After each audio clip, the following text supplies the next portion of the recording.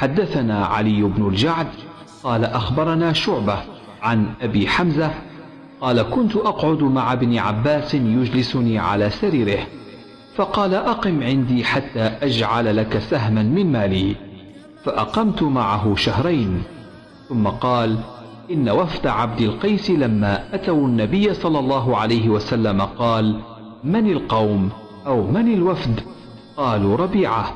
قال مرحبا بالقوم أو بالوفد غير خزايا ولا ندامة.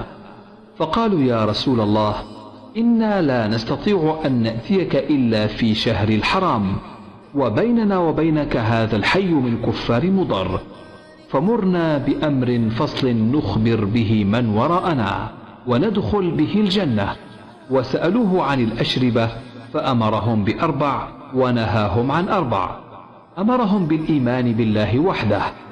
قال أتدرون ما الإيمان بالله وحده؟ قالوا الله ورسوله أعلم. قال شهادة أن لا إله إلا الله وأن محمدا رسول الله، وإقام الصلاة وإيتاء الزكاة وصيام رمضان، وأن تعطوا من المغنم الخمس. ونهاهم عن أربع: عن الحنتم والدباء والنقير والمزفت، وربما قال المقير، وقال احفظوهن وأخبروا بهن من وراءكم۔ باب مال غنیمت کا پانچواں حصہ ادا کرنا ایمان سے ہے۔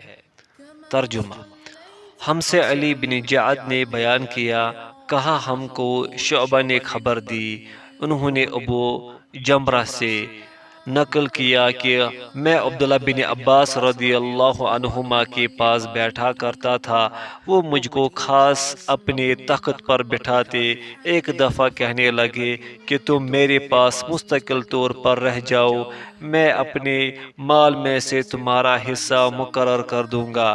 تو میں 2 ماہ تک ان کی خدمت میں رہ گیا۔ پھر کہنے لگے کہ عبدالقیس کا وفد جب حضرت صلی اللہ علیہ وسلم کے پاس آیا تو آپ نے پوچھا کہ یہ کون سی قوم کے لوگ ہیں یا یہ وفد کہاں کا ہے؟ انہوں نے کہا کہ ربیہ خاندان کے لوگ ہیں۔ آپ صلی اللہ علیہ وسلم نے فرمایا، مرحبا، اس قوم کو یا اس وفد کو نہ ذلیل ہونے والے نہ شرمندہ ہونے والے، یعنی ان کا آنا بہت خوب ہے۔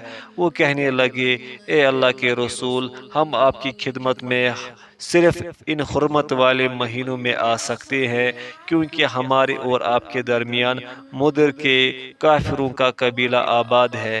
بس آپ ہم کو ایک ایسی قطعی بات بتلا دیجئے جس کی خبر ہم اپنے پچھلے لوگوں کو بھی کر دیں جو یہاں نہیں آئے، اور اس پر عمل درآمد کر کے ہم جنت میں داخل ہو جائے۔ اور انہوں نے آپ سے اپنے برتنوں کے بارے میں بھی پوچھا۔ آپ صلی اللہ علیہ وسلم نے ان کو 4 باتوں کا حکم دیا اور 4 قسم کے برتنوں کو استعمال میں لانے سے منع فرمایا۔ ان کو حکم دیا کہ ایک اکیلے خدا پر ایمان لاؤ۔ پھر آپ صلی اللہ علیہ وسلم نے پوچھا کہ جانتے ہو ایک اکیلے خدا پر ایمان لانے کا مطلب کیا ہے؟ انہوں نے کہا کہ اللہ اور اس کے رسول ہی کو معلوم ہے۔